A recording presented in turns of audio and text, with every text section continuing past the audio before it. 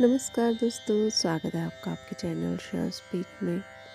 दोस्तों, आज मैं आपसे बात करने जा रही हूँ। पहले तो मैं सबसे पहले आपसे एक क्षमा मांगूंगी, क्योंकि हो सकता है आपको वो बात अच्छी ना लगे, मगर वो कहते हैं जो बातें कभी हमें अच्छी नहीं लगती वो हमें बहुत बड़ी सीख दे जाती हैं जीवन में। मैं आज बात कर रही हूँ, कल मैं एक मंदिर में गई, वहाँ था लंगर प्रसाद बट रहा। तो मैंने देखा, पहले सत्संग जिस प्रकार से शुरू हुआ, लोग मस्त होकर सुनने लगे, पर जैसे ही सत्संग ख़त्म हुआ तो फटाफट से सब भागे कहाँ, लंगर की तरफ। भीड़ भगदड़, छोटे बड़े सोचते ही नहीं कि हम क्या करने जा रहे हैं। लंगर प्रसाद चखना है, उसको आराम से लीजिए। उसको आराम से, अगर आपके आगे पीछे कोई बूढ़ा या कोई बच्चा खड़ा है तो पहले आप उन्हें दे दीजिए।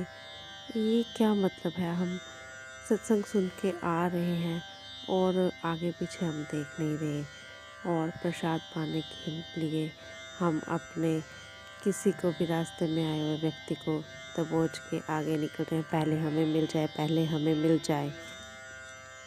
दोस्तों, इसके लिए मुझे आप क्षमा कर रहे हैं, मैं आपसे माफ़ी मांगना चाहती हूँ। अगर आपके दिल पर ये बात लगे, मैं आपको नहीं बोल रही हूँ, मैं ऐसे आपको एक एग्ज़ाम्पल दे रही हूँ कि अक्सर ऐसा देखा जाता है। ये मैंने ही नहीं देखा, आपने भी अपने जीवन में देखा होगा। जब भी कभी पार्टीज़ में या किसी के विवाह होता है या बर्थडे का सत्संग होता है, तो हम भीड़ भक्के में जाके पहले खाना शुरू कर देते हैं। जबकि हम इतना बड़ा सत्संग सुनकर आते हैं, तो हमें अपने आप में थोड़ा सा नॉर्मलाइज करके फिर आगे बढ़ना चाहिए, है ना। तो इस पे मुझे एक बहुत से सुंदर से एक बात याद आ गई। एक भजन है, एक पंडित जी के मैंने मुख से सुना था, तो ये मैं आपके साथ शेयर करना चाहती हूँ। मुझे उम्मीद है इससे आपके जीवन में या आपकी सोच में अवश्य फ़र्क पड़ेगा। सुनिए। है भोजन भजन पे भारी, कैसा कलयुग आया। ये कैसा खेल बिहारी, खेल समझ में ना आया। देखिए क्या कह रहे हैं कि भोजन जो भजन पे भारी, भजन हमने पहले किया, मगर जैसे ही भोजन की तरफ हमारा ध्यान किया तो ये क्या है, हमारा भोजन की तरफ ध्यान जाना ही कलयुग है। ये कैसा खेल बिहारी, खेल समझ ना आया। भगवान, ये आपने कैसा खेल बनाया है जो मुझे समझ ही नहीं आया। जैसे ही मैंने देखा, क्या ये हलवा पूरी सब्ज़ी, ये रायता और मिठाई, ये बाएं भजन से ज़्यादा जैसे ही खुशबू आई, कीर्तन में जमकर खाया और पैकिंग भी लाया। है ना, ऐसा ही होता है ना। जिस तरह हमें फटक से एक खुशबू आती है हलवा पूरी सब्ज़ी बनने की, रायते की, मिठाई की, हम फटाफट भजन से भागते हैं और हमें ज़्यादा वो पसंद आना शुरू हो जाता है। उठ जाएंगे अगर भजन कीर्तन भी कर रहे होंगे, जैसे ही खुशबू आती, छोटी सी खुशबू हमारी भजन जिससे हमें भरपूर फ़ायदा होने वाला है, अपने जीवन को सुधार करने के लिए, जो भगवान से मिलने के चेष्टा पे लगाता है, वो भजन को हम छोड़ के एक क्षण की छोटी सी खुशबू के पीछे पटक से भाग जाते हैं। कीर्तन में जमकर खाया और पैकिंग भी लाया। क्या करते हैं, हाँ, हमने अक्सर देखा ही है कि हम पहले अच्छे से वहाँ पर पेट भरते हैं, कीर्तन में खाते हैं, और फिर यदि हमें लगता है कि चलो जो घर पे बैठे हैं उनके लिए भी पैक करा लेते हैं और पैकिंग भी ले आते हैं। ऐसे ही होता है ना दोस्तों। तो सुनिए अगली बात क्या है। जिसका बड़ा है ओहदा वो पाए सबसे ज़्यादा, जिसे जानता ना कोई वो खाली लौट के आता, भर भर के घर में लाया अगले दिन फिकवाया।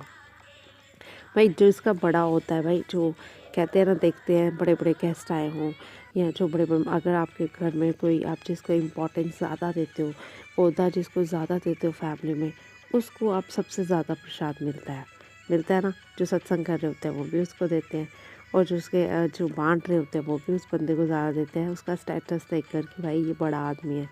जिसे जानता ना कोई वे खाली लौट के आया, और जिसको कोई भी नहीं जानता वो बेचारा खाली लौट के आ जाता है। भर भर के घर में लाया अगले दिन फिकवाया। भर भर के तो ले आते हैं, फिर जब खाया नहीं जाता तो बाहर फेंक देते हैं, है ना दोस्तों? ऐसा ही होता है ना? अगर ऐसा होता है तो एक कमेंट ज़रूर करें। अब आते हैं अगली बात पे। जिसने दिया है जीवन दाना भी वो ही देगा, गर शाम नाम का चिंतन हो तो रोज़ करेगा, सब छोड़ दे उस मालिक पर जो दुनिया में लाया। हाँ, जिसने दिया है जीवन, वाकई में जिसने भाई जीवन दिया है हमें दाना भी वही देगा। और अगर हम शाम नाम का चिंतन, अगर शाम नाम का चिंतन तू रोज़ करेगा, अगर हम रोज़ रोज़ जय श्री राम जय श्री राधे करते रहेंगे, पुकारेंगे भगवान के, सब छोड़ देंगे उस मालिक पर। कहते हैं काय का चिंतन करना, छोड़ दे उस मालिक को, मालिक के ऊपर जो दुनिया में लाया है ना?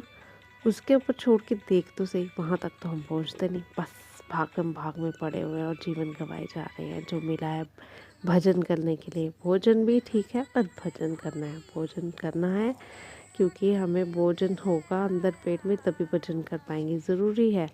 परंतु भजन नहीं छोड़ना मित्रों। है भोजन भजन पे बारी, कैसा कलयुग आया, ये कैसा खेल बिहारी, खेल समझ में ना आया। तो दोस्तों, उम्मीद करती हूँ आपको मेरी आज का ये प्रसंग ज़रूर पसंद आया होगा। इसे ज़रूर शेयर और लाइक करें और सब्सक्राइब करना ना भूलें अपनी शर्फ स्पीक को। तो आपको फिर मिलूँगी नई सोच, नए विचार, नई कहानी के साथ। तब तक के लिए धन्यवाद। Bye bye.